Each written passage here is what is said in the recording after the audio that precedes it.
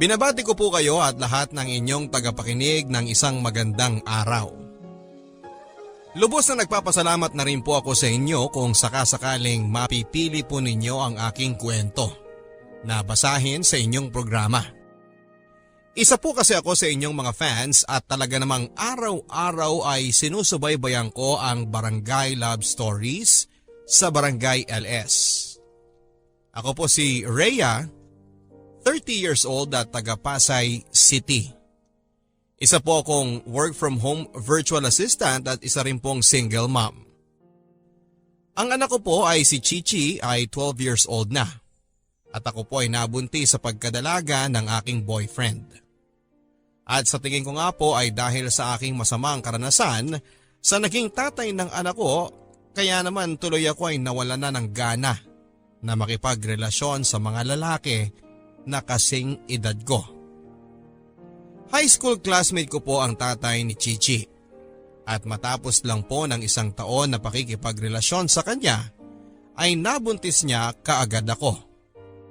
At dahil po doon ay tumigil na rin tuloy ako sa pag-aaral at nagsama pa po kami ng isang taon.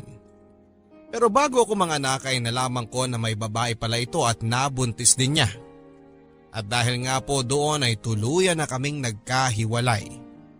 At hindi na rin po siya nagbigay ng kahit na isang kusing sa amin ng anak niya. Mabuti na nga lang po at naiintindihan din kahit napapaano ng mga magulang ko ang kamaliang nagawa ko. At sila na rin ang sinandalan ko para maitaguyod ang anak ko. Hindi po ako nakatapos ng high school at hindi na rin po ako nakabalik ng eskwelahan. Nagtrabaho na lamang po ako kaagad-agad para hindi naman masyadong nakakahiya sa mga magulang ko. Dahil may mga nakababatang kapatid pa rin ako na nag-aaral noon. Pagiging sales lady, waitress, dishwasher, bantay ng internet cafe, lahat po halos ng trabaho ay napasok ko na. Pero karamihan naman po sa kanila ay kontraktual lamang. O kaya ay maliliit lang na negosyo na nagsasarado kaagad. Kaya medyo naging mahirap ang pasok ng pera. Pero sa awa naman po ng Diyos ay nakapag-ipon-ipon po ako sa loob ng 4 na taon ng pagtatrabaho. Kaya't ako po ay nakabili na rin ng sarili kong computer. At mula po noon ay nag-work from home na lang din po ako bilang virtual assistant. Para na rin mabantayan ko ng maayos ang pagpapalaki sa anak ko. Nagkaroon din naman po ako ng mga boyfriend pagkatapos ng tatay ni Chichi. Pero wala naman po akong sineryoso dahil karamihan sa kanila ay mga na-meet ko lang din sa chat. Bukod pa dyan ay napaso na nga po kasi ako sa pag-ibig. Kaya kapag nakakaramdam ako na medyo questionable ang ugali ng lalaki, ay hinihiwalayan ko na rin kaagad bago pa ako ma-fall ng husto. Pero noong mga 25 years old po ako ay nakilala ko si Ben. Isa ring ka-chatmate na taga Davao City. Hindi ko na nga po sana i-entertain ito dahil 45 years old na po siya. At 20 years po ang aming age gap. Pero mabait, mature at magalang po siya. Hindi katulad ng ibang mga ka-chat ko na alam mo agad na good time lang ang habol. Bukod pa dyan ay ramdam ko na may pinagdaraanan din siya at sabik talaga siya sa makakausap.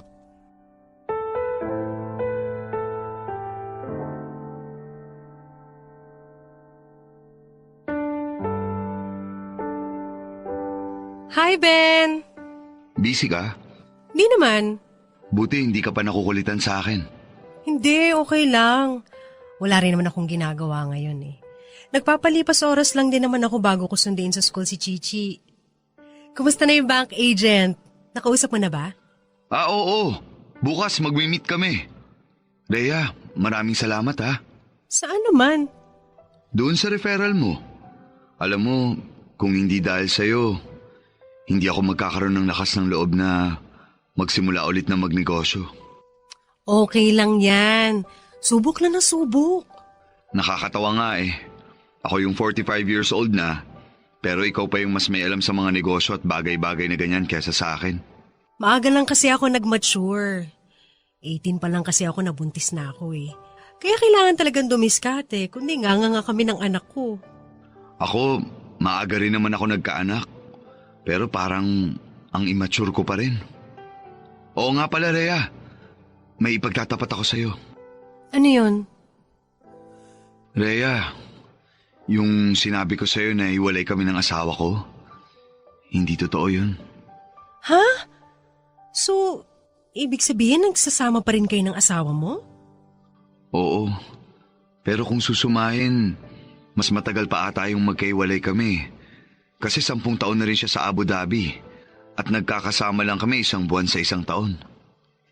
Pero bakit ka naman nagsinungaling sa akin? Sa totoo lang kasi, Rhea, kaya rin naman ako nagchat-chat kasi nung una kasi gusto ko ng, alam mo na, kalandian ba? Pero nang nakausap kita, mabait ka namang tao. Tapos halos lahat na nga ng problema ko na isashare ko na sa'yo. Nagbago na yung tingin ko sa'yo. Kaya gusto ko rin na maging honest sa'yo, lalo pat ngayon na magkaibigan na tayo. Okay lang yun. Simula naman parang kuya na ang tingin ko sa'yo eh. Buti na lang kuya at hindi tatay. Yung anak ko kasi 5 taon lang ang tanda mo. 20 years old na ba si Lisa? Magto-20 na sa 1 buwan. Sa katunayan nga, magbabakasyon din ulit si Mrs. dito sa Pilipinas sa 1 buwan. Rhea, ano sa tingin mo? Makipag-iwalay na ba ako sa Mrs. ko pagdating niya? Ha? Naku, huwag akong tanungin mo dyan. Desisyon niyo dapat yun na mag-asawa. Alam mo naman na yung kwento ko, hindi ba? Buryong-buryo na talaga ako sa mga kapatid ng asawa ko eh. Napakababa ng tingin nila sa akin porket wala akong trabaho ngayon. Ben, huwag ka na lang magpa-apekto sa sasabihin ng ibang tao. At saka ayan, magsisimula ka na ng negosyo, di ba? Hindi mo naman kasalanan na pumalpak yung ibang mong negosyo. Natural lang yun. At bahagi lang yun sa pagnenegosyo. Ang naging problema mo lang siguro dati, sinugal mo lahat dun sa iisang negosyo. Nag one time big time ka. Kaya nung pumalpak, wala tuloy lahat.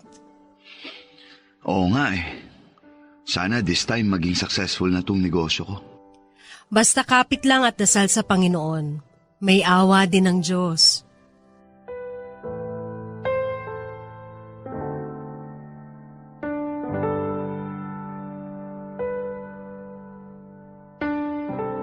Habang tumatagal po ang aming usapan ni Ben ay nararamdaman ko na parang nafo-fall na rin po siya sa akin, Papa Dudut. At noong una ay wala rin po talagang mali siya sa kanya dahil nga sa aming age gap. Pero nang tumagal pa ng tumagal ang aming pagchat-chat ay unti-unti ko rin pong naramdaman na parang nagkakagusto na ako sa kanya. Eventually parang nalusaw nga po ang pagkakailang ko sa age gap namin. Lalo pat batang-bata ang mukha ni Ben. May itsura at para siyang medyo chubby na Zoren Legaspi. Nabawasan po ang aming komunikasyon ni Ben nang nagbakasyon sa Pilipinas ang asawa niyang si Christine. At tingin ko po ay sa puntong yon, doon ko rin na-realize na parang nagkakagusto na ako kay Ben. Dahil unti-unti na po akong nakakaramdam ng konting selo sa asawa niya. At pagkami sa mga kwentuhan namin. Pero kagaya nga po ng nasabi ko sa inyo, Papa Dudut, ay dahil kaya kong kontrolen ang aking sarili, lalo pa nga't nanggaling na ako sa isang masaklap na relasyon, ay pinigilan ko po ang aking sarili na makaramdam pa ng mas malalim sa pagkakaibigan kay Ben. 3 buwan matapos umuwi ng asawa niya. At 6 na buwan ng pagiging magka-chatmate namin ni Ben ay umamin na po siya sa akin na mahal na nga niya raw ako higit pa sa pagiging isang kaibigan. Kinabahan po ako ng sobra dahil sa puntong yon ay gano'n na nga ang nararamdaman ko para kay Ben, Papa Dudut. Nagkaaminan na po kami ng nararamdaman sa isa't isa. Pero sinabi ko po kay Ben na wala rin akong balak na makipagrelasyon sa kanya dahil ayaw kong maging third party. Sa mismong pag-uusap po namin yun ni Ben ay tinapos ko na rin po ang pakikipagkaibigan sa kanya. Pero 2 linggo matapos mangyari yon ay nagulat na lamang ako sa naging susunod na hakbang ni Ben. Rhea, may bisita kang mama nasa sala. Ha? Sino? Ben daw. Si Ben? Bakit? Sino ba yon? Wala. Kaibigan ko lang. Sige, ako na dito sa kusina. Puntahan mo na yung bisita mo. Ben, anong ginagawa mo rito? Rhea, hiniwalayin ko na si Christine. Ano? Rhea, pasensya na kung nagulat kita sa pagpunta ko rito.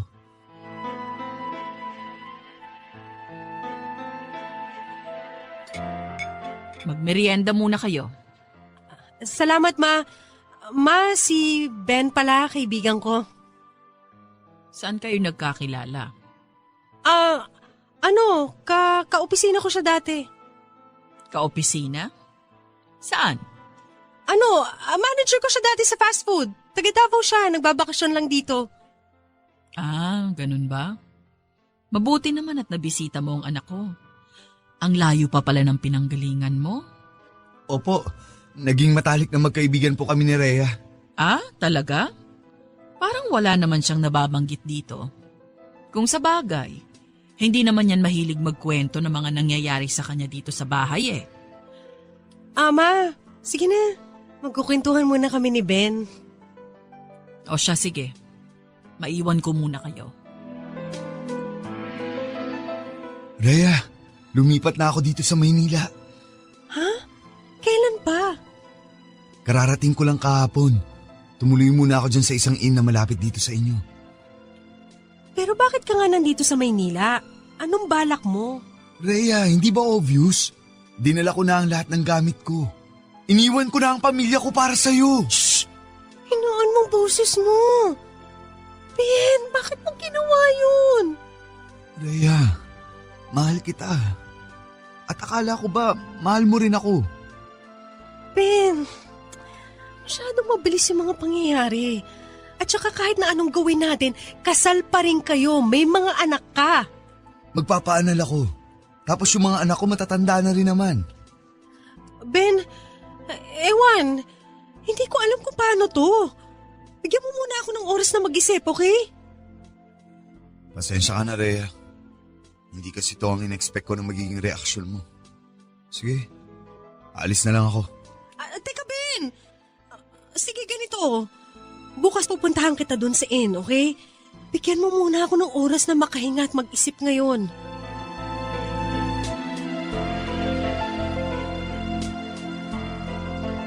Nalaman ko po na nakita pala ng anak ni Ben na magka-video call kami. Pero ang naabutan ata ng anak niyang si Lisa ay nung sinasabihan ko na si Ben na mas makakabuti kung putulin na namin ang aming komunikasyon.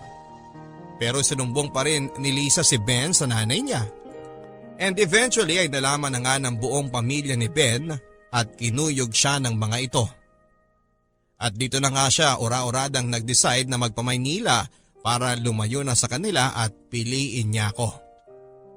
Sa totoo lang, Papa Dudut, ay talaga pong nagitla ako sa ginawa ni Ben.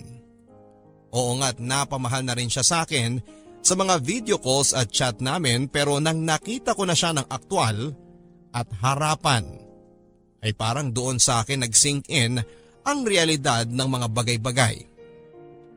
Pamilyado si Ben. At kapag pumayag ako na maging magkarelasyon kami, ay magiging kabit ako. Sa kabutihang palad ay naunawaan po ni Ben ang naging reaksyon at sitwasyon ko, Papa Dudut. Pero noong kinausap ko na siya na pag-isipang muna ulit ang naging desisyon niya at umuwi muli sa Davao, ay nakita ko na desidido na talaga siya na iwanan ang kanyang naging buhay doon. Ang sabi sa akin ni Ben, kaya pumayag man ako o hindi na makipagrelasyon sa kanya, ay buo na raw ang loob niya na mananatili siya sa Maynila.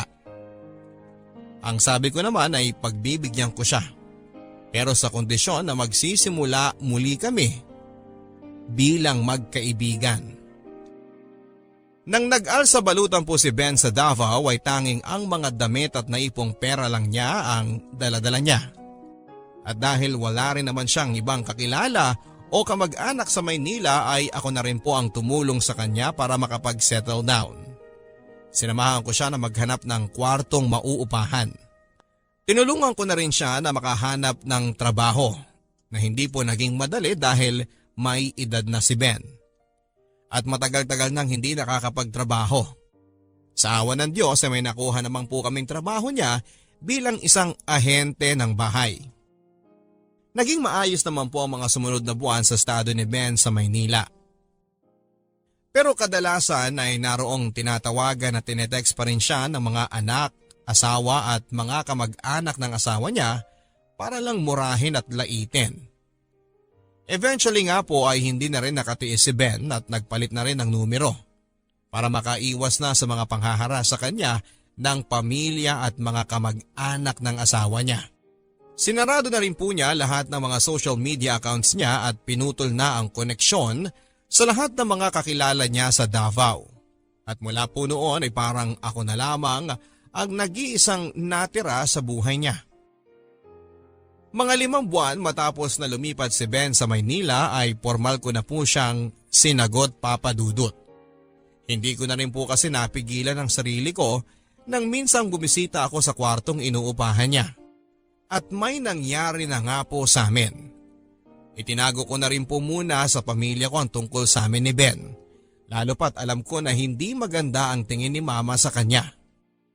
Pero eventually ay napilitan na rin po ako na i-anunsyo sa kanila ang aming relasyon. Lalo pat nararamdaman ko na nagiging seryosohan na ang aming relasyon.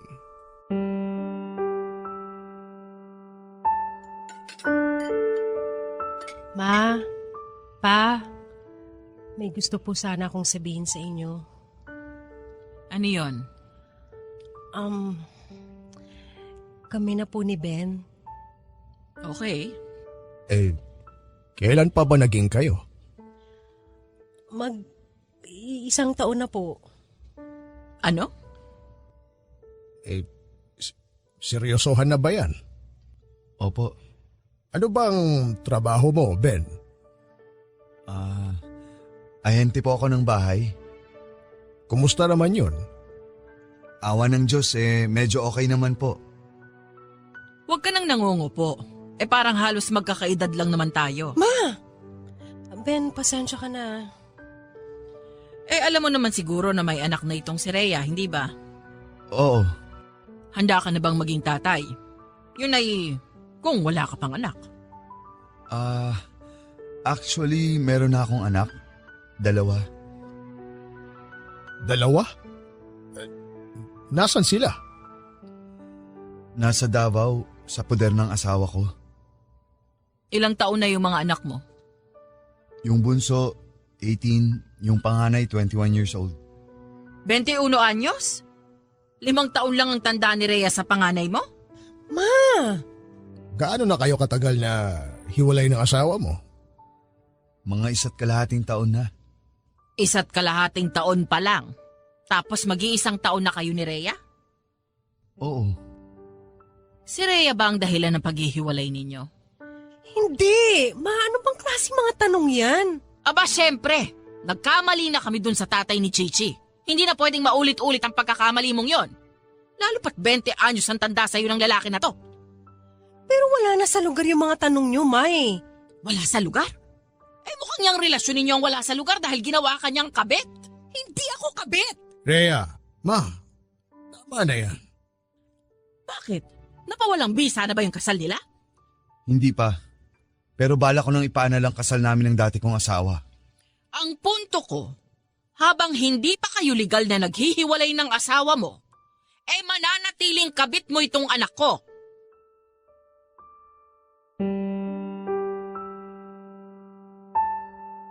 Tutol na tutol po talaga ang mga magulang ko sa relasyon namin ni Ben, Papa Dudut.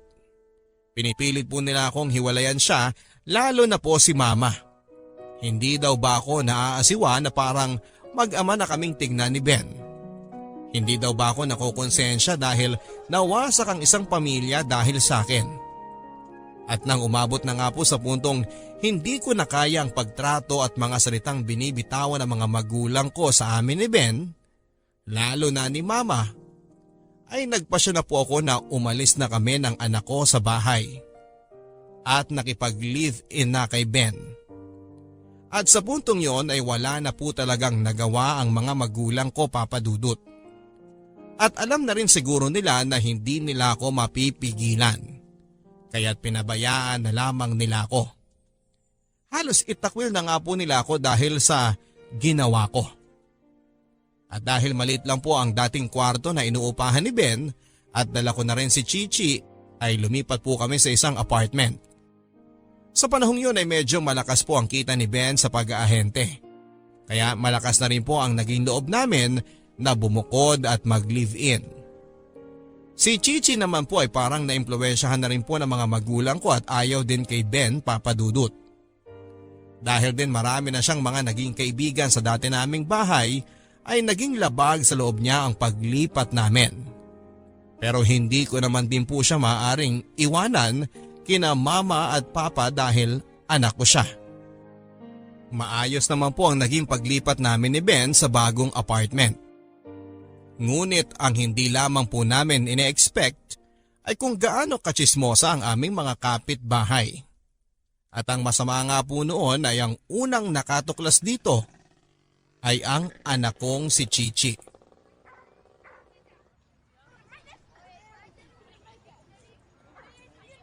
Pabili po ng barbecue. Ilan? 5 stick po.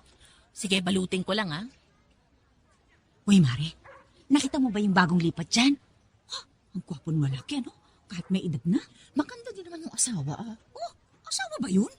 Sus Maria Josep, hindi ba yung kabit? Ang bata kasi, mukhang sugar daddy. Uy, tatay ata ng bata yun. Iha, eto na yung order mo, Uy, bata, sorry ha, joke lang yun. Tatay at nanay mo ba yung kasama mo doon? Hindi ko po tatay yun.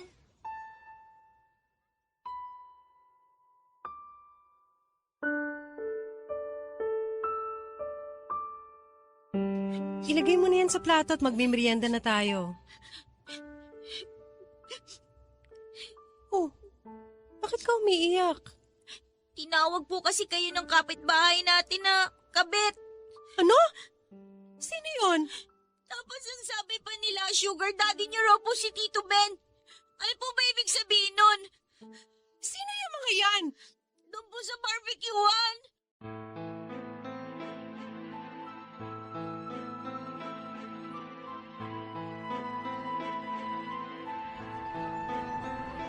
Sino dito ang mga chismosa na tumawag sa akin na kabet?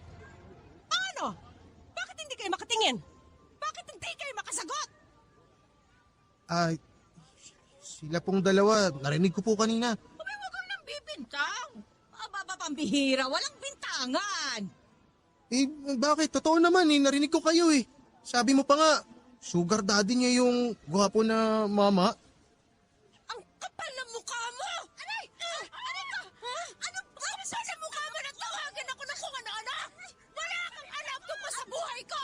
Wala kang alam tungkol sa akin! Siguro nga kabit ka talaga kaya ganyan ang reaksyon mo. Ay, aray ka!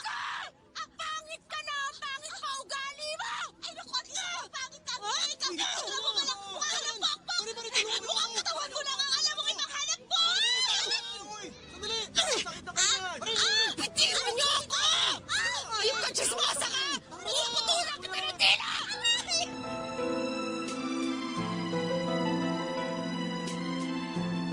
Napabarangay po kami ng kapitbahay ko na yon, Papa Dudut.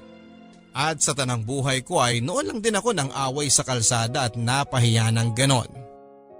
Sa akin po kasi ay okay lang kung ako ang kantiin nila at lait-laitin. Pero yung narinig pa po ng anak ko at umuwi pa siyang luhaan dahil sa mga sinabi ng chismosa laban sa akin ay talagang nandilim ang paningin ko at halos handa na ako makipagpatayan. At dahil nga po sa mga nangyari ay naging ilag na rin ang mga kapitbahay namin sa akin. Kahit may mga simpleng kailangang bilhin sa tindahan ay talagang dumadayo pa ako sa kabilang kalsada para lang hindi ko na kailangang makihalubilo at makipag-usap sa mga kapitbahay namin. At sinabihan ko na rin po sina Chichi at sina Ben na gano'n na rin ang gawin nila. Napaka-unfair lang po, Papa Dudut. Alam ko naman kasing mali pa rin naman talaga ang ginawa namin ni Ben. Pero yung dagdagan pa ng mga taong ito na hindi namang kilala at mapanghusga at tawagin pa akong pokpok at gold digger ay talagang nakakasakit sa pride. Kahit na alam ko naman na hindi yun totoo. Parang kahit saan po kami pumunta ni Ben ay hinahabol nga kami ng panlalait at pangmamata ng mga tao. Ang hindi ko po akalain, Papa Dudut, ay magdidilang anghel pala ang mga tsismosa naming kapitbahay. Pero hindi ako kundi si Ben ang naging sugar baby ko. Nang tumungtong na po kasi kami sa 3 taon ng relasyon namin ay doon na nagsimula ang putaktihin kami ng problema. Naadik po kasi sa sugal si Ben, Papa Dudut. Ang tingin ko nga po ay nagsimula nga ito nang nakarana siya ng sunod-sunod na benta sa pag-aahente ng bahay. At akala niya siguro ay magtutuloy-tuloy ang ganong swerte. Kaya't lumakas ang loob na magsugal. Ang masakla po ay nang humina na rin ang benta niya, ay nagpatuloy pa rin po siya sa pagsusugal. Kaya't yung mga dapat na siya ang magbabayad sa bahay, tulad ng renta sa apartment, ay ako na rin tuloy minsan ang umaako. At nang tumagal nga po ay halos ako na ang sumusuporta sa lahat ng pangangailangan namin, Papa Dudut. At dahil din dito ay napapadalas ang away namin ni Ben. Noong una kasi ay kapag nangungutang siya ay binabayaran pa niya. Pero nang tumagal-tagal, yung pangungutang niya ay parang hingi na. Lumaki na rin po kasi ang anak ko kaya't inuunti-unti ko ng pag-ipunan ang kanyang pang high school. Pero kung minsan ay nababawasan ko ang savings ko para sa pag-aaral ni Chichi para lang hindi kami mapalaya sa bahay o maputulan ng kuryente. Pero isang araw ay nagulantang na lamang po ako nang may natuklasan akong bagong gulo na pinasok itong si Ben para lamang matustusan ang kanyang pagsusugal.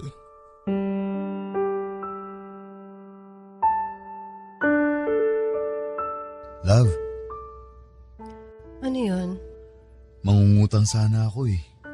Katapusan na, magbabayad na naman tayo ng mga bills. At saka may utang ka pa sa akin ah. Please, love. Emergency lang. Magkano ba kailangan mo? Love, 50,000? Ha? 50,000? Anong gagawin mo sa 50,000? Napasubo kasi ako eh. Napasubo saan? Sa sugal na naman? Oo eh. Nangutang kasi ako dun sa nagpapautang dun sa kasino. Ilang buwan na akong hindi nakakabayad. Love, pinagbabantaan nila ang buhay ko. Pera naman, Ben! Saan ko naman kukunin yung ganyang kalaking pera? Magsangla muna tayo. Itong TV, yung aircon. Ben naman! Hindi na nga ako magkanda uga-ugaga sa pamumroblema kung saan tayo kukuha ng pera. Tatagdagan mo pa? Nanganganib ang buhay ko, Rhea. Bakit kasi hindi ka na lang tumigil sa kakasugal mo at magtrabaho na lang? Talagang titigil na ako sa pagsusugal kapag pinatay na nila ako. Rhea, please. Maawa ka naman sa akin.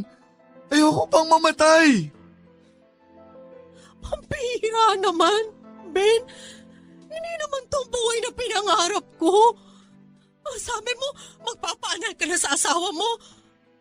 Akala ko ba, yun yung priority mo kaya nag-ipon tayo ng pera?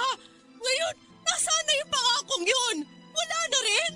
Lahat ng pera mo, nilustay mo na dyan sa bisyo mo tapos ngayon itadamay mo pa ako? Maniwala ka sa akin. Mahal na mahal kita. Pero please, parang awa mo na. Pinapangako ko. Titigil na ako pagkatapos nito. Nadala na ako. Magpo-focus na lang ulit ako sa pagtatrabaho, sa pag-iipon. Pero ang mahalaga, malampasan ko muna tong problema ko na to. Please, Rhea, tulungan mo ako. Magtulungan tayo. Yung ipon ko para sa pang-high school ni Chichi, 3,000 na lang ang matitira.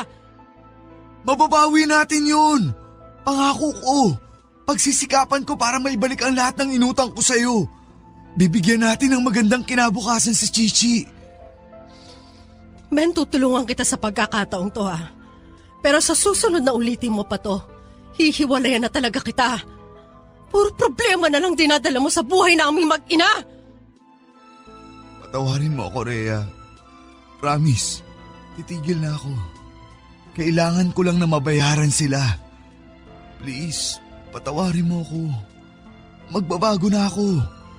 Makakabawi ako sa problemang to. Tapos magpapaanal na ako.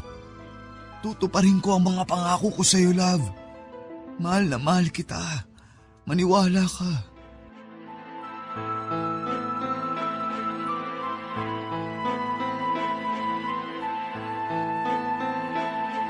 Binayaran ko po ang utang ni Ben para lang maging ligtas siya sa panghaharas ng mga pinagkakautangan niya. Sa awa ng Diyos ay tinuto naman po ni Ben ang pangako niya na ititigil na niya papadudot ang pagsusugal. Pero ilang buwan nga lang po ay naasisante naman si Ben sa kanyang trabaho dahil natuklasan ng mga boss niya na pinapatungan niya pala ng malaki ang singil sa mga kliyente niya at binubulsa ito. Bagay na sa tingin ko ay ginawa po ni Ben nang nalulong na po siya ng husto sa pagsusugal. At sa isang igla papadudot ay pakiramdam ko ay bigla kaming naging back to zero. Wala ulit trabaho si Ben at halos limas ang lahat ng savings ko. At sa kabila pa noon ay patuloy pa rin ang hindi namin pakikihalubilo sa mga kapitbahay namin. Dahil ilang taon na kaming nakatira sa lugar na yon, ay atribidang gold digger pa rin ang tingin nila sa akin. Samantala, nahirapan na pong humanap ng trabaho si Ben matapos noon. At sa tingin ko po ay medyo na-demoralize na naman siya. Kaya naman nawala na siya ng gana na lumabas para maghanap ng mapagkakakitaan at nakatambay na lang palagi sa bahay. Sa pagkakataong yon ay medyo hindi na rin po ako nagtataka sa ugaling yun ni Ben. Nang nakilala ko po siya ay medyo depressed din siya at walang ginagawa na kahit na ano. At ngayon ay naririto naman siya sa ganong klase ng estado. Pero ang masaklap ay ako na ang parang naging responsable at may kargo sa kanya. Gusto ko na rin po sanang hiwalayan si Ben noon pero hindi ko na po nagawa dahil nalaman ko na buntis ako.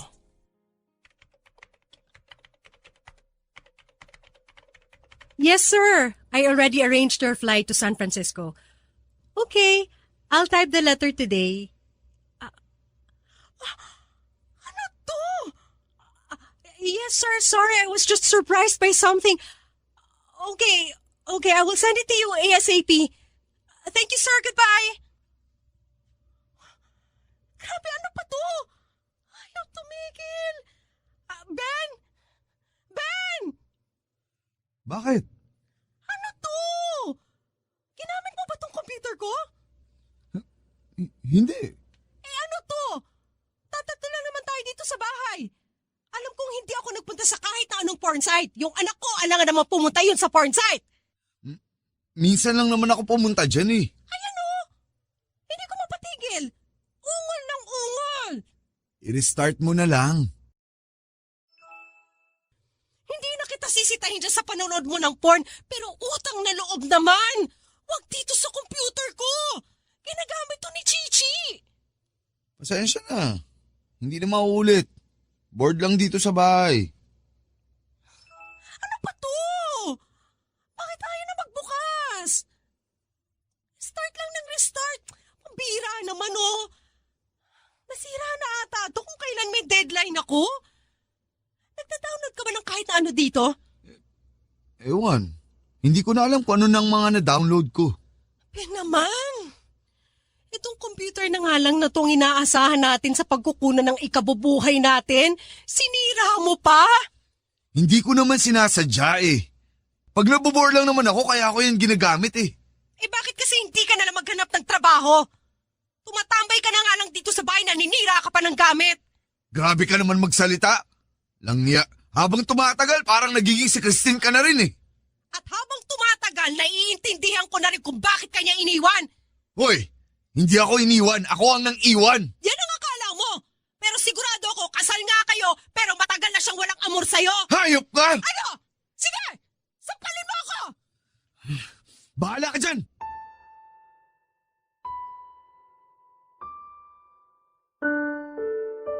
Kahit na nagsisisi po ako sa mga nabitawang kong salita kay Ben ay parang nakaramdam ako ng konting ginhawa sa dibdib ko. Na sa wakas ay nasabi ko na ang hinanakit ko sa kanya. Pero alam ko po na tumago sa kanyang pride. At lubusang nasaktan po si Ben sa mga nasabi ko. At sigurado ako na hindi niya agad makakalimutan yon. Mula rin po ng pag-aaway namin ni Ben ay parang nalamatan na ng husto ang aming relasyon. Naapektuhan din po kasi ang trabaho ko nang nasira po ang computer ko. At kinakailangan ko po ng magrenta sa internet shop sa loob ng ilang araw habang pinapagawa ko ang computer sa bahay. Dahil sa pagod at problema sa pera, ay madalas tuloy ay nasisinghalan ko si Ben kahit na sa maliit na bagay. At kung hindi nga lang po ako buntis, ay baka mas naging madali para sa akin ang makipaghiwalay sa kanya. Bukod pa dyan ay tinatalo din po ako ng guilt papadudot. Alam ko po kasi na ako na lang ang natitira sa buhay ni Ben. At kapag nawala ako, natakot ako na baka tuluyan na siyang mapariwara o gumawa ng bagay na ikapapahamak ng buhay niya. Nang nagkakilala po kami ni Ben ay medyo depressed po kasi siya noon, papadudot. At dati nga ay nasasabi niya sa akin na kung minsan daw ay nakakaisip siyang magpakamatay dahil ang pakiramdam daw niya ay napakainutil niya. Dati ako po itong nagpapalakas ng loob niya at sinasabi na huwag siyang magpaapekto sa mga panlalait ng asawa at ng mga kapamilya ng asawa niya. Pero ngayon, ako na ito nagsasabi na wala siyang kwenta. At kahit na ano pong pilit na ibalik ko ang dating ako, yung maunawain, malumanay magsalita at positive thinker, ay hirap na po akong maging ang taong yon para kay Ben. Lalo pat ngayon na ako na ang sumasalo ng lahat ng mga sablay at mga pagkukulang niya. Simula rin po ng pag-aaway namin dahil sa pagkasira ni Ben sa aking computer ay unti-unti na rin naging malamig kami ni Ben sa isa't isa. At kahit na nakakuha na po siyang muli ng trabaho bilang isang sales agent ay hindi na bumalik sa dati ang aming samahan at pakikitungo sa isa't isa. Madalas nga po ay umuwi ito ng bahay na gabi na at maaga ding umaalis kinabukasan. At napapadalas na rin po ang pag-iinom nito kasama ang kanyang mga bagong katrabaho kaya't kung minsan ay lasing pang umuuwi. Dumating na rin po sa punto na naging manhid na rin po ako sa mga ginagawa niya. Kung dati ay may enerhiya pa ako na ngal-ngalan siya, ay nire-reserba ko na lamang po ito sa pagtatrabaho. Isa pa ay iniiwasan ko na rin na ma-stress at mag-isip ng kung ano-ano para hindi na maapektuhan ang batang dinadala ko. Ang sabi ko na lang sa sarili ko, kung ano man ang mangyari sa amin ni Ben, kung mauwi rin kami sa hiwalayan ay kailangang maging malakas ako para kay Chichi at sa paparating naming anak.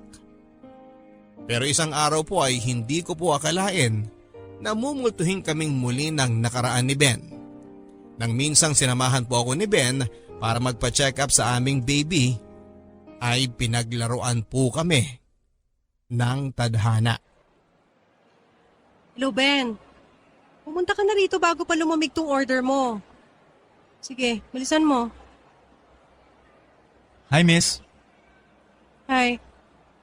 Miss, alam mo, kanina pa kita tinitingnan eh. Pamilyar ka sa akin. Ha? Ikaw medyo familiar din. Saan kaya tayo nagkita, no? Taga dito ka lang ba? Oo, taga-Pasay lang ako. Ako kasi, taga Mandaluyong talaga ako eh. May sinadya lang akong bilhin dito sa mall. Naging magkaklase ba tayo nung high school? Hindi siguro. Mukha ka namang mas bata sa akin ng di hamak. 22 ako. Bakit? Ilang taong ka na ba? 30 na ako. Oo. Hindi nga. Oo nga, 30 na ako. Mark? Hello, Dad. Long time no see. Ikaw si Mark?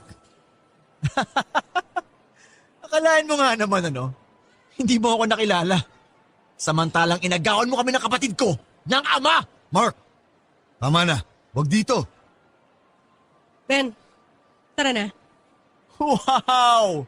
At buntis ka pa pala? Sakto. Buntis na rin yung misis ko eh. May asawa ka na? Oo, Dad. May asawa na ako.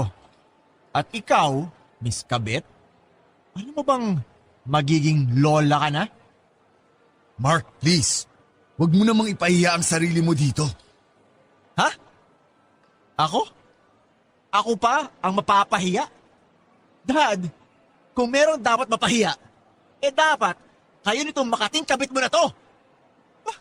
Biruin mo, buntis na pala. Nakikipaglandian pa kung kani-kanino. Hindi ako nakikipaglantian sa'yo.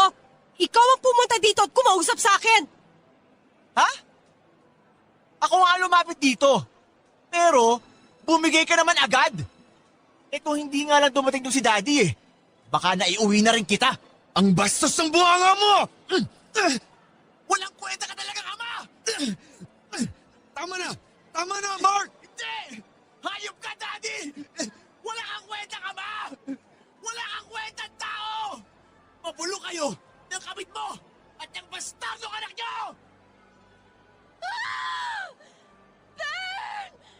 Rhea! Dinudugo ka! Tulong! Dali natin siya sa ospital!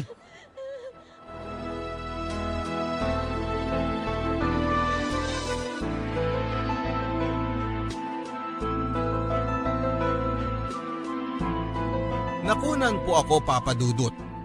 Dahil kapos rin po kami ni Ben ng pera ay napilitan po kaming manghiram sa mga magulang ko.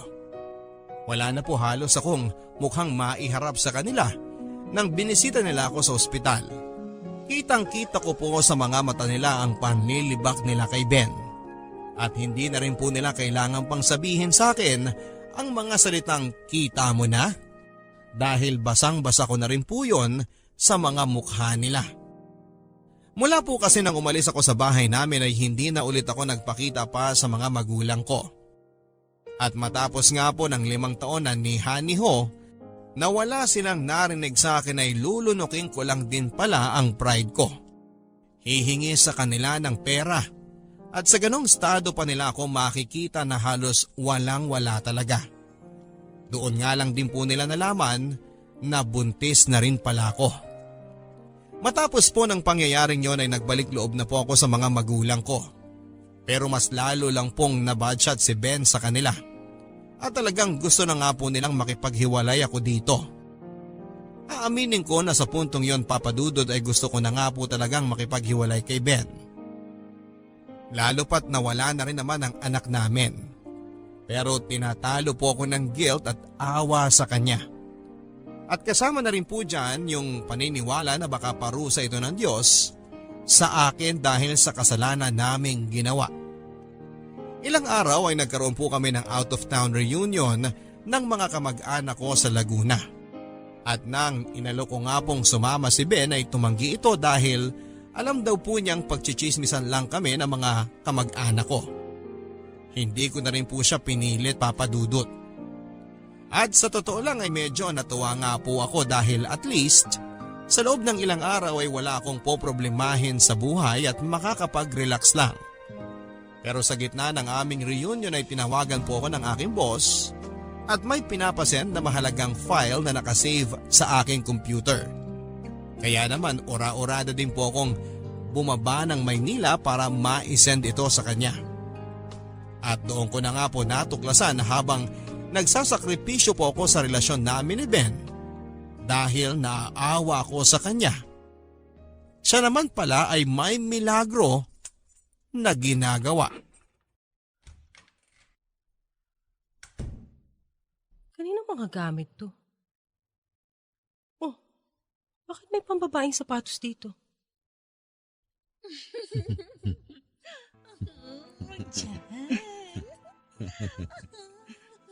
Hayop ka, Ben! Rhea! Sino tong babaeng to, ha? Ben, akala ko ba hiwalay na kayo? Hiwalay? Eh kung hindi ka ba naman tangang babae ka, sumama-sama ka dito sa bahay nitong hayop na to, hindi mo ba napansin na may mga gamit at pambabae at pambata dito? Rhea, Tapos kumalma ka na, dadat please. kita Ano nakatuwad ba? dito sa bahay Tama na ko? yan. Hoy, huwag mo akong pagsalitaan ng ganyan. Kim, huwag May ka na kasing karapatan sumagot. akong pagsalitaan ka dahil nasa pamamahay kita! Trespassing ka! Bakit pa napakayabang mo? Eh, kabit ka lang din naman eh. Hoy! Hindi ako kabet! 5 taon nang hiwalay si Ben sa asawa niya! Ikaw! Ikaw ang kabet dahil kami nagsasama pa! Kabit pa rin yun. Sige, kung kabet ako, ikaw, ano ka? Number 3? Laruan?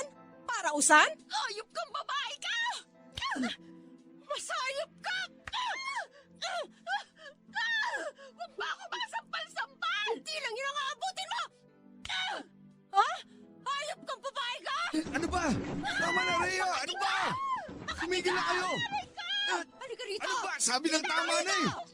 Bitawan mo Rhea, ako! ano ba? Tama na! Bitiwan mo ako, Ben! Pabayaan mo ako!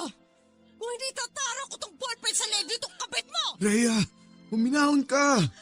Aray ko, bitawan mo ako! Tumahimik ka! Lakad! Rhea, anong balak mo? Buksan mo yung pinto!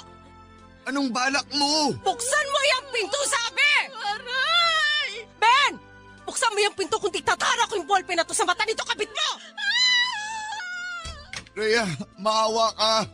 Pagsuotin mo man lang siya ng damit. Hindi! Lumabas kayo riyan ng hubad at nang malaman ng buong barangay ang katarantaduhan ninyo! Ano? Lakad! Lakad, sabi! Ikaw rin lalaki ka? Lumabas kayo dyan ng kabit mo sa kalsada. Lakad! Please, wag maawa ka. Patawarin mo kami. Labas, sabi! Ayoko na makitang pagmumukha niyong dalawa kahit kailan!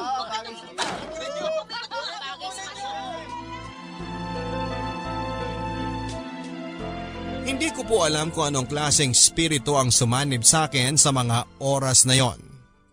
Pero talagang yun na po siguro ang rurok ng galit ko. Nagpatong-patong na rin po kasi ang problema ko sa pera, ang pagtitiis kay Ben pati na rin ang pagkawala ng pinagbubuntis ko. Matapos po ng pangyayaring yon ay hindi na rin po nagpakita si Ben sa akin. Narinig ko na lang po sa mga kapitbahay na binigyan na lang din pala nila ng damit si Ben at yung babae para makauwi na. At matapos po ng insidenteng yon, ay parang bigla rin pong nagbago ang pagtingin sa akin ng mga kapitbahay ko. Bigla akong sumikat. Ang dating hinuhusgahan nilang kabit, ngayon sa tingin nila ay isa ng bayani. Nakakatawa po talaga ang mga tao, Papa Dudut. Bumalik na rin po kami ni Chichi sa mga magulang ko. At tuluyan ko na rin pong ibinaon ang masamang karanasan ko kay Ben, Papa Dudut. Pero kahit na ganoon ang kinahantungan ng aming relasyon, ay hindi po ako masyadong nalulungkot at nagsisisi. Sapagkat pakiramdam ko ay sa wakas ay napagbayaran ko na rin ang aming kasalanan.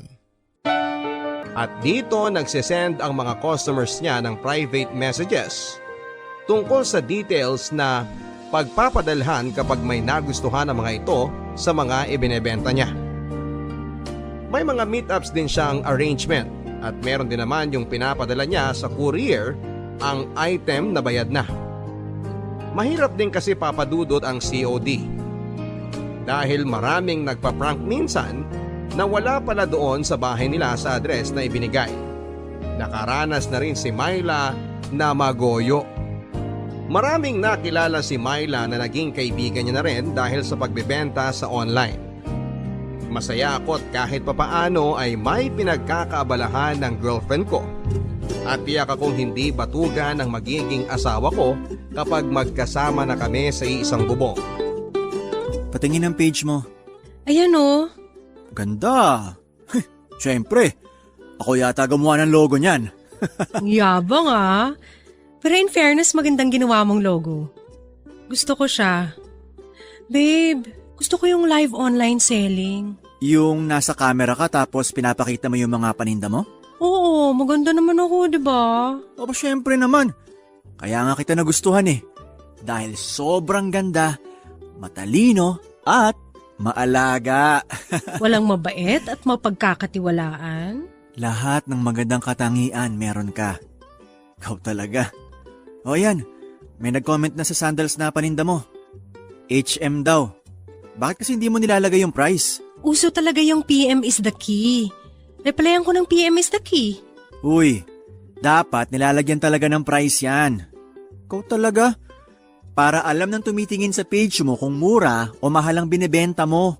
Strategy yan. Hindi ko makuha kung bakit ganyan ang strategy. Dapat makisabay sa uso. Sa bagay. Pero para sa akin, mas magandang ilagay mo na ang price. Sige na nga. Ilalagay ko na, Mr. Edmond. Ay nako, Miss Myla. Sana maging successful tong negosyo ko. Kaya yan.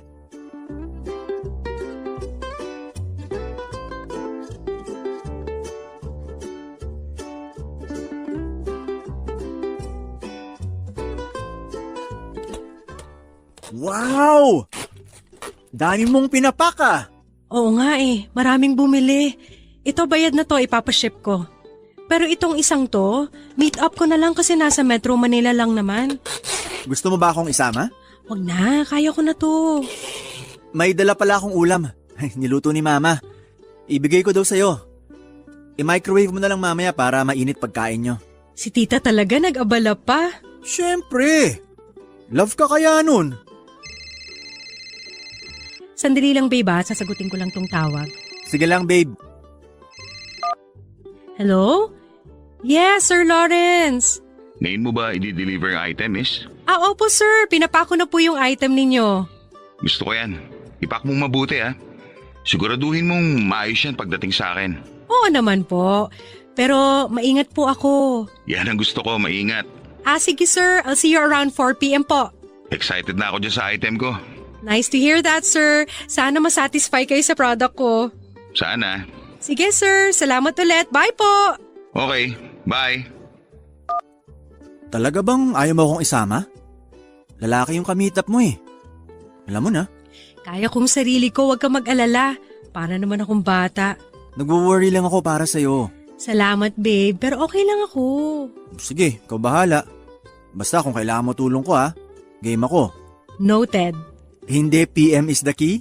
Ang corny mo Joke yun. Ikaw talaga? Naging busy si Myla sa kanyang online business. Minsan ay nawawala na siya ng time sa relasyon namin.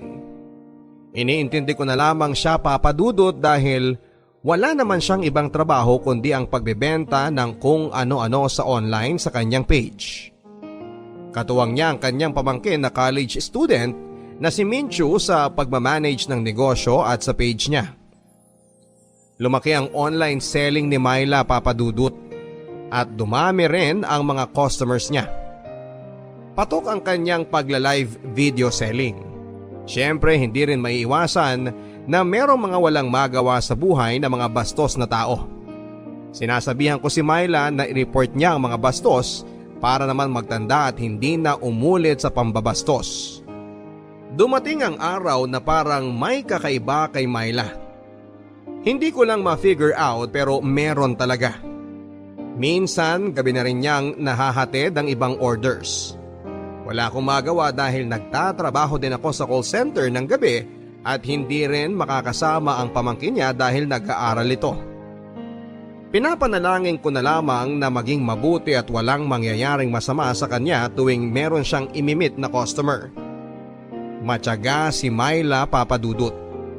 Iba ang energy niya sa kanyang negosyo. Pero nawawala na nga siya ng time sa akin at yung dating date namin ay hindi na nangyayari. Mutual understanding lang talaga na busy siya sa kanyang negosyo. Dumadalaw na lang ako sa bahay nila.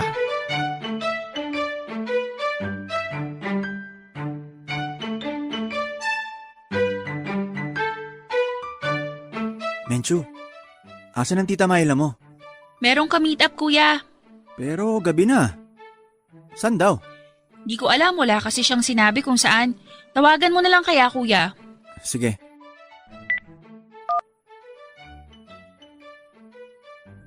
Hindi ko makontak eh. Gabi na masyado ah. Kuya naman, malaki na si Tita Myla. Kahit malaki na yon.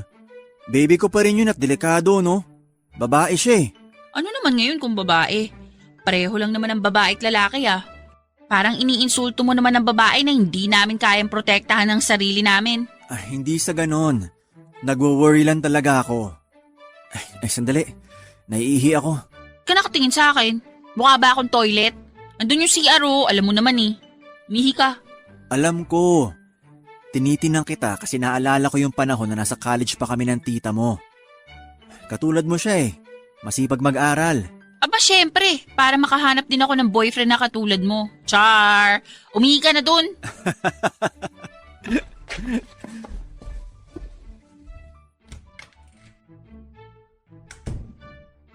Ano to? Pregnancy test kit?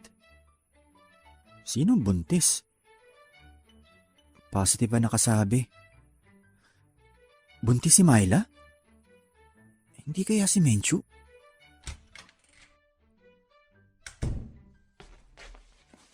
Bilis mong umihi, kuya. Magic? Kanini yung pregnancy test kit dun sa toilet? Meron ba? Hindi sa'yo? Bakit naman ako magkakaroon ng ganyan? Virgin pa ako, no? Baka kay Tita Myla. Naku! Inalaw mo na siya? Kakaiba kayong dalawa, ha? Susumbong ko kayo kay na lolo at lola. Buntis ang tita Myla mo. Ano? Magkaka-baby na kami. Talaga lang, ha? Bakit hindi pa sinabi ni Tita Myla sa'yo? Baka naghahanap lang siya ng tiyempo. Surprise, ganun. Sa bagay. So magpapakasal na kayo niyan? Ano pa nga ba? Mahal ko ang tita Myla mo, Menchu. Ikaw na sa mahal. Congrats! So kailan ang kasal? Pag-uusapan namin yan.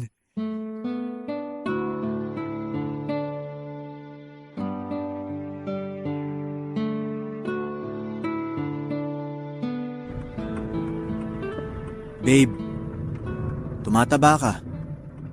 Oo nga eh. Wala ka bang sasabihin? Edmond? Bakit ka ba natatakot? Alam ko na. Nakita ko sa toilet ang pregnancy test kit. Ano? Edmond? Ilang buwan na si baby? Alam mo, sobrang saya ko na magiging ama na ako. Kailan natin sasabihin sa mga magulang natin ang tungkol sa pagbubuntis mo? Ay, kailangan na natin magpakasal, Myla, habang hindi pa lumalaki ang tiyan mo. Oo nga. Sasabihin natin. Magpapakasal na tayo. Saya-saya ko. Sobrang saya ko. Mwah! Oh, baby, kapit ka lang ha. Excited na si Daddy na makita ka. Mahal na mahal ka ni Daddy. Oh, tears of joy ba yan? Oo. Salamat, Edmond. Salamat.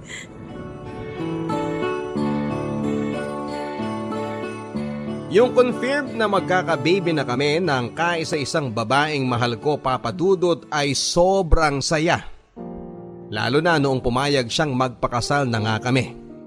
Ang usapan kasi namin noon ay kapag magiging stable na kami sa isa't isa ay saka na kami magpapakasal. Ang kaso ay nabuntis ko siya at dapat kong panagutan yon. Hindi naman mahirap na ipaalam namin sa aming mga magulang ang tungkol sa pagbubuntis ni Myla. Dahil matagal na naman kaming magkasintahan at tapos na kami sa pag-aaral at may trabaho na ako. Pero Papa Dudut, may napapansin lang ako kay Myla. Parati siyang balisa at wala sa kanyang sarili. Siguro dala yon ang kanyang pagbubuntis. Maselan lang siguro kaya ganon siya, nagiging masungit din. Gusto ng mga magulang namin na magkarbo ang kasal namin. Kaya naman naisipan nila na after ng mapanganak ni Myla ang bata kami magpapakasal. Maluha-luha si Myla kapag pinag-uusapan na namin ang kasal. Tears of joy na naman pero isang malaking palaisipan sa akin kung bakit nagbago si Myla. Hindi na genuine tingnan ang mga ngiti niya. Para bang may tinatagong lungkot sa kanyang mga mata. At yon ang gusto kong alamin kung bakit. At magagawa ko yon kahit na hindi ko na sabihin ang PM is the key. Dahil engaged na ako sa babaeng mahal na mahal ko, Papa Dudut. Nakapag-decide si Myla na itigil na muna ang kanyang online selling. Hindi na siya nagpo-post ng mga panibagong item para ibenta. Ang sabi niya gusto niyang magpahinga para mas maalagaan ang bata sa kanyang sinapupunan. Natuwa naman ako dahil baby ko ang batang iluluwal na at inaalagaan na magiging maayos ang kanyang pagbubuntis. Naipanganak ni Myla ang baby namin, lalaki. Ginawa ko kaagad na junior si baby kahit ayaw ni Myla. Issue talaga kay Myla na huwag gawing junior si baby pero talo siya dahil gusto ng mga magulang namin na gawing junior na si baby. Ang napag-usapan ay isasabay ang kasal sa binyag ng anak namin. Dati, ang hilig-hilig ni Myla sa Sokmed. Pero noong magkaanak na kami, ay binura na rin niya ang kanyang account at nanatili na lamang siya sa loob ng bahay namin para alagaan si baby. Tinatanong ko siya kung magtatrabaho ba siya kapag makakalakad na si baby. Ang sabi niya ay ganon ang balak niyang mangyari. Nagtataka din ako, Papa Dudut, dahil nakikita ko pa rin ang online selling page ni Myla. Hindi niya nabura ang page dahil may ka-co-admin siya, ang pamangkin niya na si Menchu. May isang lalaking nagngangalang Lawrence ang parating nagko-comment sa mga paninda ng PM Sen. Parang araw-araw ay may comment na ganon, kaya naman kinausap ko na si Menchu.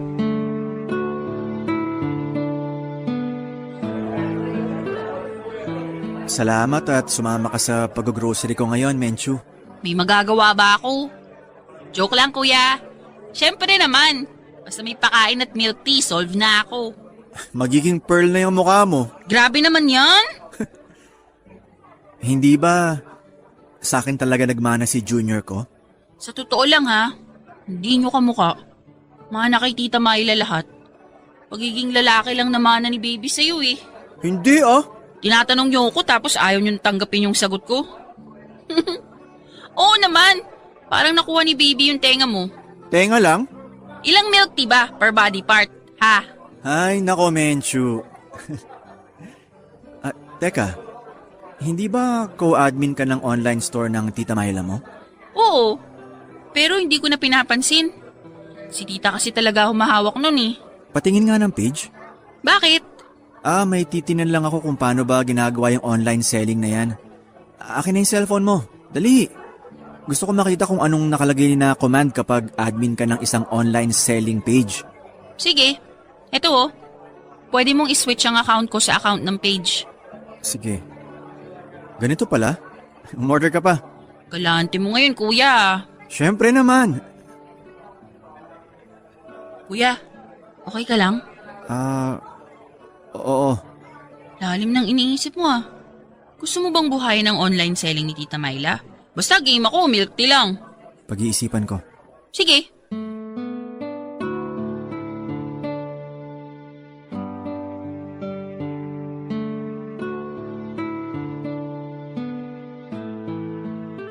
Babe, Ano? ayaw mo bang buhayin ng online selling mo? Magtatrabaho na lang ako. Dati kasi, lakas ng energy mo para sa online selling mo eh. Bigla-bigla ka na lang nawala ng energy. Hindi ba ang sabi ko sa'yo, ang focus ko na yung pagbubuntis ko? Ngayon, naipanganak mo na si baby. Pagod ako, babe. Gusto ko matulog. Ikaw na muna magbantay sa bata. Ayoko na rin mag-online business. Dami manloloko dyan. Nakakapagod na rin makipag-usap sa mga siraulo. Dapat seller, sure buyer relationship lang naman yon. Kapag hindi sure, wag na kausapin. Ganun lang naman yun eh. Bakit ba, Edmond? Nabibwisit ka na ba dahil ikaw lang ang kumikita sa ating dalawa? Hayaan mo. Maghahanap ako ng trabaho kapag nakakalakad na si baby. Hindi naman sa ganon. I trust you. Edmond, alam ko ang gusto mong tukuyin. Pwede ba? Sabihin mo na lang na gusto mo akong pagtrabahuhin para kumita ng pera para may ka-share ka sa pagbabayad ng bills. Bakit pa ba ako nabuntis? Yun nga eh. Bakit ka nagpabuntis? Sinisisi mo ko, ganun ba? Hindi mo alam ang pinagdadaanan ko. Bukas na tayo mag-usap. Pagod ka, di ba? Edmond naman eh! Sige na. Magpahinga ka na. Sa loob-loob ko, Papa Dudut, ay nagngingit-ngit na ako sa galit dahil ang babaeng pakakasalan ko ay may ibang karelasyon. Si Lawrence na isang customer niya sa online selling na iniiwasan na niya. Tinignan ko ang mukha ni Lawrence at ang mukha ng junior ko. Kaya pala hindi ko kamukha ay kamukha pala ni baby si Lawrence. Kaya pala parang balisa si Myla at hindi niya kaagad pinaalam sa akin ang tungkol sa pagbubuntis niya. Ay siguro'y hindi niya alam kung sino ang ama ng bata sa tiyan niya. Ipinagsabay pala ni Myla ang relationship ko sa kanya. At sa online selling at ka-PM is the key niyang karelasyon na si Lawrence. Dahil matagal na kami ni Myla ay naging automatic na ako talaga ang ama ng ipinagbubuntis niya. Dahil ako lang naman ang ipinakilala niyang boyfriend sa mga magulang niya. Itinago ni Myla sa akin ang lahat hanggang sa mga anak siya. At parang pinagtatawanan ako ng iba dahil hindi ko kamukha ang bata. Kailangan kong matunton kung saan nakatira si Lawrence, Papa Dudut. Naisave ko ang palitan nila sa online page inbox.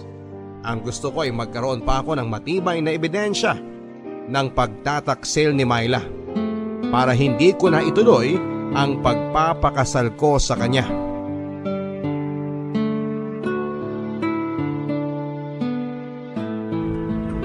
Kuya, yung milk tea ko baka nakakalimutan mo. Hindi nasa listahan na yon. Hirap pa magkaroon ng asawa, kuya. Kahit live-in pa lang kayo ni Tita Myla. Kasi nag-iipon pa kayo para sa sosyal na kasal. Kung ako, di na ako magpapakasal ng sosyal. Sobrang gastos lang din yan. Hindi rin naman assurance ang kasal na magsasama talaga ang dalawang tao habang buhay di ba? Ang dami mong alam Mas dadami yan kapag may milk tea na yan. Alam mo bagay sa'yo? Papainumin kita ng isang drum ng milk tea. Uy, gusto ko yan. Ikaw talaga. Ay, himala. Anong himala? Huh? May social media na ulit si Tita Myla? Patingin. Paano mo nalaman? Sinearch ko. Baka kasi bumalik. Pero bago na pala. Huwag mo na lang siyang sabihan about dyan. Ako ang gumawa niyan. Ha? Bakit? Gusto ko na kapag kasal na kami, yan ang magiging account naming dalawa. Wala na kaming sikreto. Dapat dyan, Myla Edmond. Parang apelido lang ang pangalan ko, di ba? Ganun? Oo na nga. Pero sige, di ko sasabihin. Alam mo na. Oo na. Hindi ka ba nagsasawa sa milk tea mo na yan? Ay, hindi po.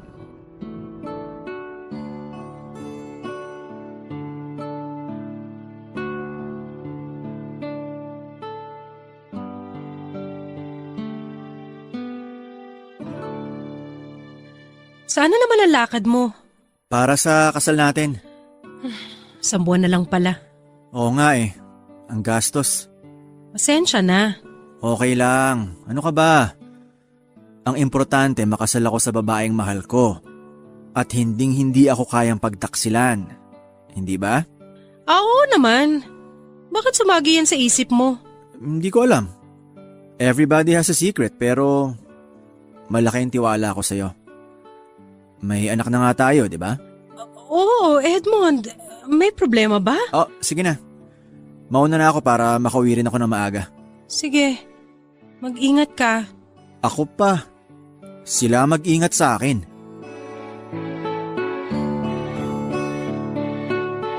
Parang gusto ko nang sabihin kay Myla na alam ko na ang sekreto niya pero kailangan kong magtimpi, Papa Dudut. Gusto kong makaharap ang lalaki na dahilan kung bakit nagtaksil sa akin si Myla.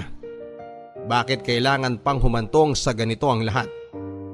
Ang simpleng PM is the key ay naging daan sa isang pagtataksil. Patuloy pa rin ang paghahanda ng lahat para sa kasal at sa binyag ng anak ni Myla.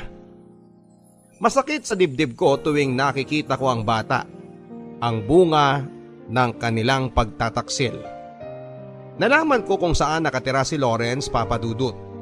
Gusto ko nang lusubin ang bahay niya at bibigyan ng malakas na suntok ko. Nagngingit-ngit ako sa galit, parang makakapatay ako ng tao, Papa Dudut. Ang hirap pala kung alam mo nang niloloko ka at alam mo kung sino ang mga taong nanloloko sa'yo. Umaapoy sa galit ang loob ko.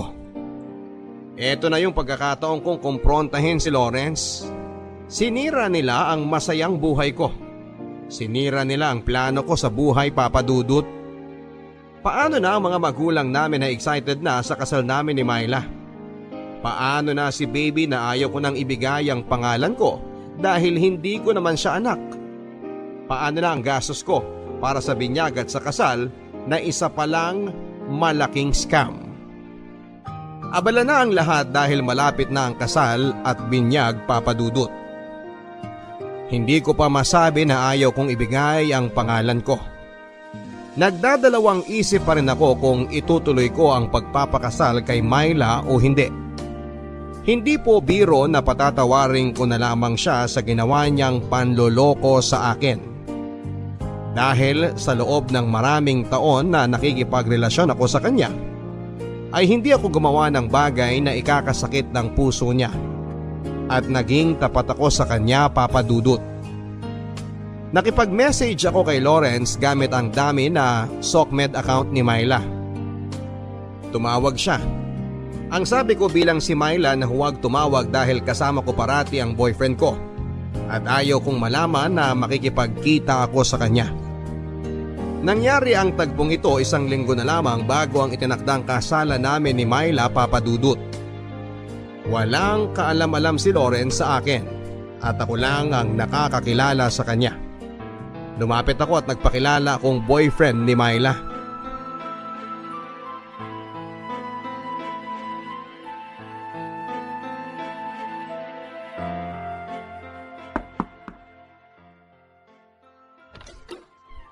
Sino ka? Ano kailangan mo? Edmond, ako ang fiancé ni Myla. So? Ikaw ang kachat ko? Spy ka ba? Tarantado ka! Anong ginawa mo sa fiancé Ba? ko, ha? Ito sa'yo! Kaya ka! Ano ha? Mahal mo ba si Myla? Ha? Sabihin mo! Hindi! Hindi ko siya mahal! Sa'yo na siya! Bitiwan mo ako! Malandi ang fiancé mo eh! Pumapatol kaya diniskartehan ko na! Tinamaan sa akin eh! Hayop ka! Tama na! Hindi ko naman alam na may fiancé siya! Wala akong kasalanan dito! Ginalaw mo siya!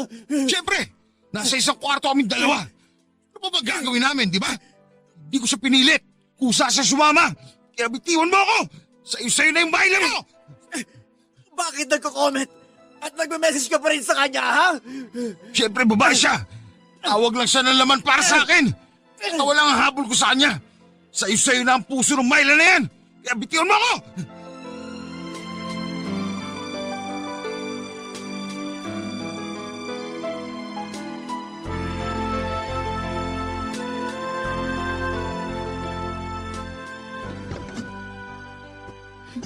Hi, Kuya! Oh! Kuya! Anong nangyari dyan sa mukha mo? May nakasuntukang kumag. Paano na yan? Kasal mo na sa susunod na linggo May magbabago ba kung ganito itsura ko? Ayan na naman tayo eh. Hindi ba ang puso naman ang pinag-iisa tuwing kasal? Nabugbog ka lang. Di ka nakatira ng katol, no? Pamilk tea ka na lang, Kuya. Hoy! Ano nangyari sa'yo? Gusto mo ako na mag-drive? Alam mo, mahal ko yung tita Myla mo. Oo naman. Bakit, Kuya? May bala ka bang hindi ituloy ang kasal dahil sa pagkakabugbog mo? Pwede naman siguro. Pangit mo ngayon eh. Parang hindi kaya ng concealer yan. Ang gusto ko lang naman, ang umibig ng tapat. At ibigin ako ng tapat. Yun lang naman eh. Sabihin mo nga, ano bang problema? Alam kong honest ka. At marunong ka magtago ng sikreto. Oo naman. Menchu, may ibang lalaki ang tita Myla mo. We, Nakaharap ko. Kaya itong nangyari. Di ako naniniwala. Baka nagkamali ka lang. Maling akala lang yan. Sa palagay ko, siya ang tunay na ama ni Baby. Hala, Kaya yung tukso nyo na parang walang minana sa akin si Baby. Dahil hindi talaga akong ama ni Baby. ano ba yun? Totoo? Sinabi ko kay Menchu na nagpaplano na akong sabihin kay Myla na alam ko na. Ang hindi ko lang alam kung mapipigilan ko ang sarili ko na kainin ng galit dahil sa lahat ng kawalanghiyaan na ginawa niya sa akin, Papa Dudut. Ang sabi ni Menchu na pag-isipan kong mabuti ang lahat at huwag magpadalos-dalos sa desisyon. Na mas magandang pakinggan din ang side ni Myla kung bakit niya nagawang pagtaksilan ako at ano pa talaga ang nangyari between her at kay Lawrence. Mabuti na lang talaga at nariyan si Menchu. Kung hindi baka isa na akong bulkan na sumabog sa harapan ni Myla. Sinekreto na lang muna namin ni Menchu ang lahat, Papa Dudut. Hanggang sa kaya ko nang kausapin si Myla. At dapat kausapin ko na siya dahil ilang araw na lang ay kasal na naming dalawa. At ayokong umabot pa sa araw ng kasal. Saka ko sasabihin o saka ako magwawala dahil sa mga nalaman ko.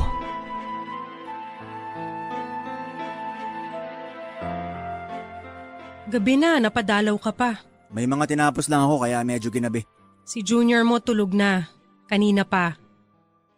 Hindi siya magulo ngayong araw kaya hindi ako masyadong na-stress sa kakabantay sa kanya. At naisaayos ko yung mga parating na gagamitin sa kasal. Yung hindi pa napadala ng invitation card, bukas ko na ibibigay sa kanila. Alam mo babe, ang sarap isukat ng gown ko. Ang ganda. Kaso, hindi pwede baka, alam mo na. Sinukat mo sana. Para alam mo kung totoo ba yung sabi-sabi o hindi. Uy, grabe ka. Ayoko hindi matuloy ang kasal natin. Ilang araw na lang. Ah, talaga ba? Oo naman. At huwag ka na mag-alala. Tupagin ko na ang paghahanap ng trabaho after ng kasal natin. After ng honeymoon natin. Baka makabuo pa tayo ng isa. Ay, paano na ako makakapagtrabaho nun? Balikan mo yung PM is the key mo. Ayoko na nun. Gusto ko yung trabahong naaayon sa kurso ko. Gusto ko na magtrabaho sa isang hotel, babe. Okay din naman yung online selling ah. May makikilala ka. Edmond, please. Tapos yung makikilala mo, magiging malapit na kayo. At sa pagiging malapit nyo, sasama ka na sa kwarto. Kaya yan, may anak ka na. Ano bang pinagsasasabi mo, ha? Hindi ko anak si Baby. Ano? Alam kong ginawa mong pagtataksil sa akin, Myla. Anong sabi mo? Hindi ko anak si Baby. Kaya kami hindi magkamuka. Anak mo siya! Alam mo, okay lang naman sana kahit hindi ko anak si Baby eh.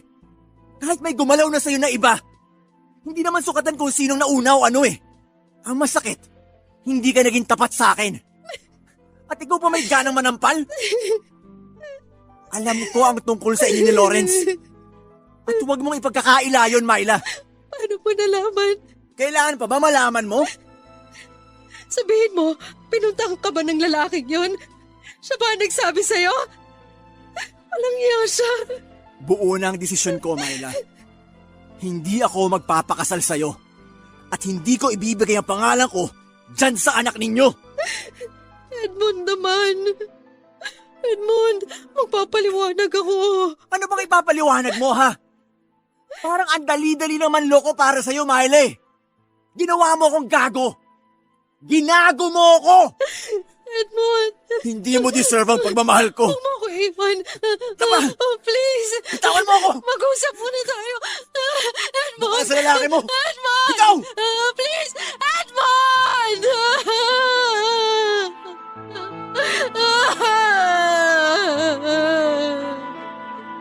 Pinigilan kong umiyak ng araw na yon, Papa Dudut. Pero nang lumabas ako ng bahay nang maisara ko ang pintuan, ay kusang lumuha ang mga mata ko. Sobrang sakit sa puso ko. Bakit nangyari ito sa akin? Bakit ngayon pa na 3 araw na lamang ay kasal na naming dalawa? Ipinaalam ko sa mga magulang ko ang tungkol sa pagkalas ko sa kasal. Sinabi ko lang na hindi ko na mahal si Myla. Nagalit ang mga magulang ko sa akin, Papa Dudut, at nilagay ko daw sa kahihiyan ang pamilya namin. Naisip ko rin na bawiin ang pangalan ko sa baby pero narehistro na ito bilang anak ko at junior na ang bata. Alam ko na walang kasalanan ng bata pero parang ang sakit lang na ang bunga ng pagtataksil ng mapapangasawa ko ay ginawa ko pang junior. Tama lang ba ang ginawa ko, Papa Dudut? Hindi ba masyadong ang sama ko naman na ayawan ng kasal kahit na 3 araw na lamang at kasal na namin? Para sa akin, mas okay nang hindi ko sinabi ang tunay na dahilan sa pagkalas ko sa kasal namin ni Myla.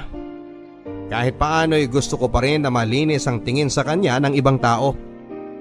Kahit pa nagmukha akong masama sa harapan ng mga magulang ko at kamag-anak at maging sa pamilya ni Myla. Palaisipan sa akin noong sinabi ko sa kanya na alam ko ang pregnancy test niya at nagbago na siya. Yung hindi na genuine ang ngiti niya at may lungkot na ang mga mata niya. Kaya pala ganun dahil sa hindi ko pala anak ang baby niya. Kinausap ko ang mga magulang ni Myla, Papa Dudut. Humingi sila ng paumanhin kung ano man ang nagawa ni Myla, kung bakit kumalas ako dahil sa pagkakakilala nila sa akin ay mabait akong tao at hindi ko nilalagay ang kapwa ko sa alanganin. Alam nila na may malaki kaming problema, ang hindi lang nila alam ay kung ano ito. Pero buo na po ang desisyon ko at hindi na magbabago. Sabi pa ng magulang ni Myla na tingnan daw sana ang matagal naming pagsasama ng anak nila at sana ay hindi ko iurong ang kasal. Umaasa pa rin ang pamilya ni Myla na itutuloy ko ang kasal pero issue po sa akin ang katapatan, Papa Dudut. Maraming pagkakataon sana na sinabi niya sa akin ang tungkol kay Lawrence. Ang tungkol sa bata pero hindi. Kahit napapansin ng mga tao na hindi ko kamukha ang bata ay hindi pa rin niya sinabi ang katotohanan. Kung ang kasama mo ay sinungaling, magiging kasinungalingan din ang inyong pagsasama at ayoko ng ganon. Kung sinabi lang ni Myla ng maaga ang lahat, siguro ay napatawad ko siya at matutuloy ang kasal. At kahit na hindi ko anak ang bata ay aakuin ko, pero sobrang tagal na at sa kahuli-hulihan ay hindi pa rin siya umamin nang hindi ko kusang sinabi sa kanya ang nalalaman ko.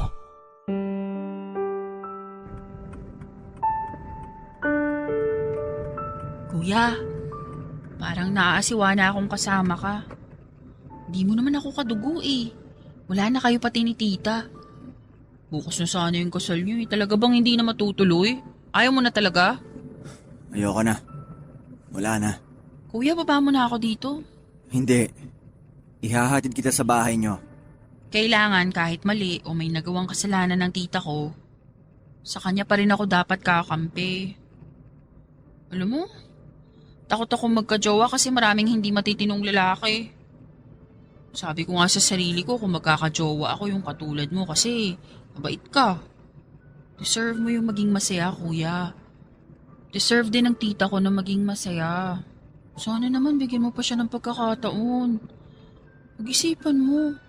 Konting oras na lang, oh. Pag-iisipan ko. Pag-iisipan ko, Menchu. Alam mo naman yung number ko, tawagan mo lang ako. Sasamahan ko lang sa pag-iyak yung tita ko. Sige na, baba mo na ako, magtataksi na lang ako. Sigurado ka ba talaga? Oo, baba mo na lang ako. Okay, sige.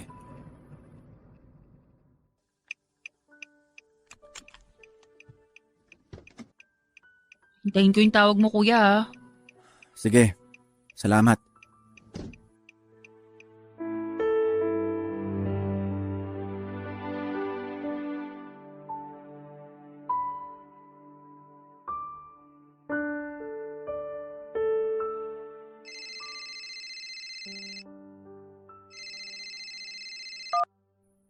Hello, Menchu? Kuya, puntahan mo kami, nandito kami ngayon sa ospital. Ano? Bakit? Si Tita Myla naglaslas ng pulso. Ano? Sa Sabi ko naman sa'yo, tumawag ka eh. Ba't hindi ka tumawag? Ba't ang tigas ng puso mo? Ba't ayaw mo magpatawad? Di ba ito lang naman yung kasalanan ng tita ko? Alam kong malaking kasalanan to, pero mahal ka ni tita. Isang ospital! I-text mo sa akin ang address. Pupunta ako ngayon na! Kuya, please, punta ka na. Oo! Pupunta na ako!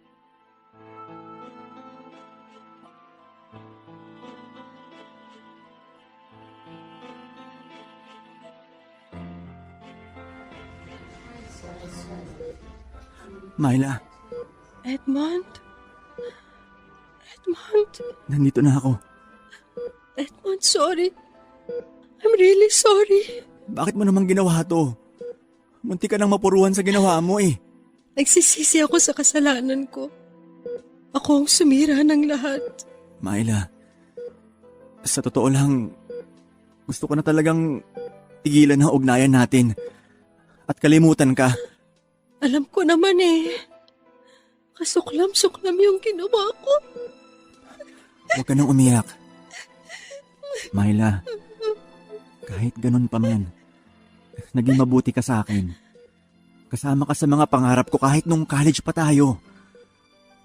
Siguro nagkamali ka lang ng hindi mo inaasahan. Natukso ka sa mga bagay. Siguro maraming magsasabi sa akin na baliw ako kung itutuloy ang kasal.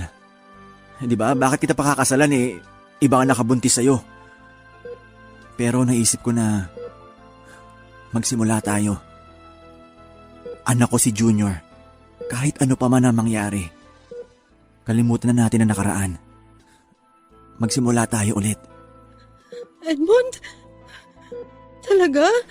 Sasabihan ko sila na dito na tayo magpapakasal sa loob ng ospital. Huwag ka nang umiyak.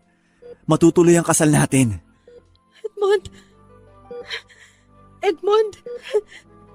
Salamat sa pagmamahal. Mahal na mahal na mahal na mahal kita.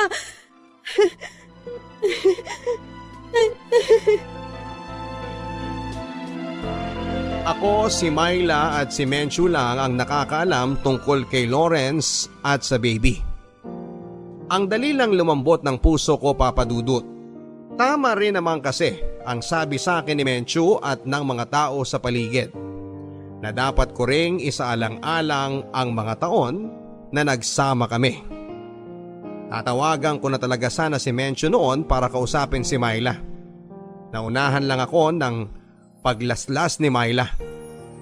Tatanggapin ko na sana siya at bibigyan ng second chance. Kasi baka natukso lang talaga siya at nawala sa isip niya na mauuwi sa isang bangungot ang lahat. Hindi rin naman ako perpektong tao. Nagkakamali din ako. Natuloy ang kasal at binyag sa loob ng ospital, Papa Dudut. Kami-kami lang ng pamilya ko at pamilya ni Myla ang nandoon. Hindi ko na inisip pa ang nakaraan. Nakakatuwa nga na para kaming galing sa gera. May mga pasa ako dahil sa mga tama ng suntok ni Lawrence at siya naman ay ang paglalaslas niya ng pulso. Ano yan? Bakit may ring light?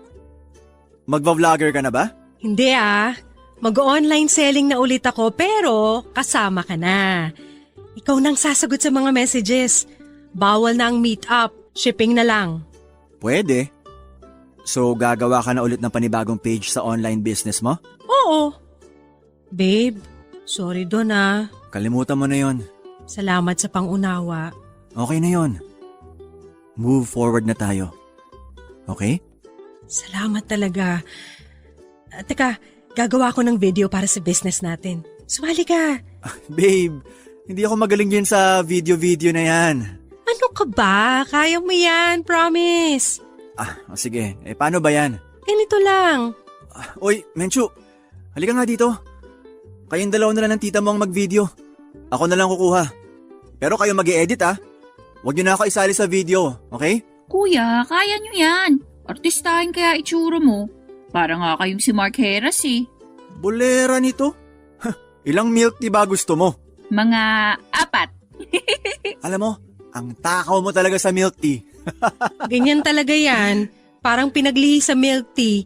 Hindi pa naman uso ang milk tea nung pinagbubuntis siya. Ano bang gagawin sa video na yan? Ayan naman pala eh. Simulan nyo na! Teka, anong ibebenta natin? Anything under the sun. PM is the key.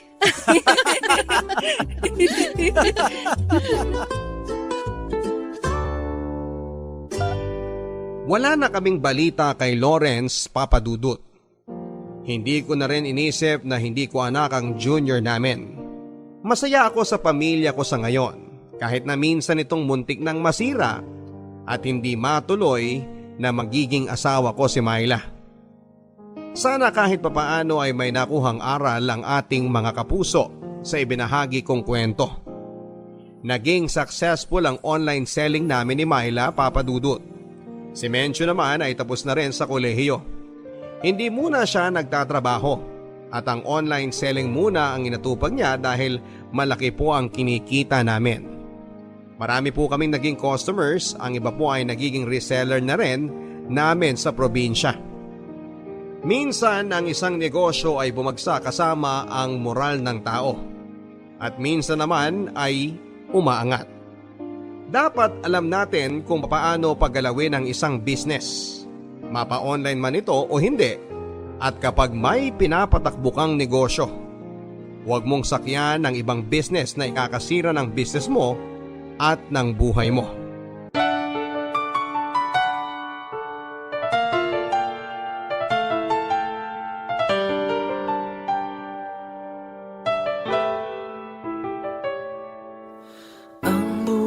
Ay mahiwaga, laging may lungkot at saya. Sa Papadudut Stories, laging may karamay ka.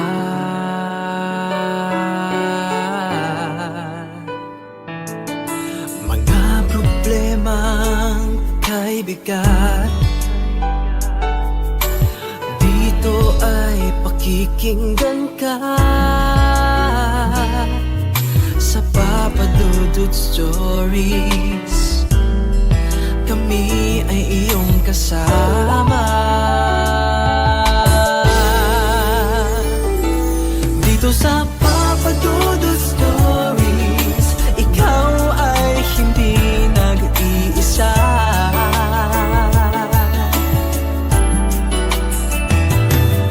Sa Papadudut Stories, may nagmamahal sa'yo.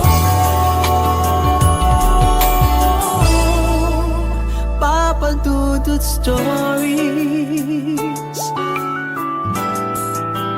Papadudut Stories, Papadudut Stories.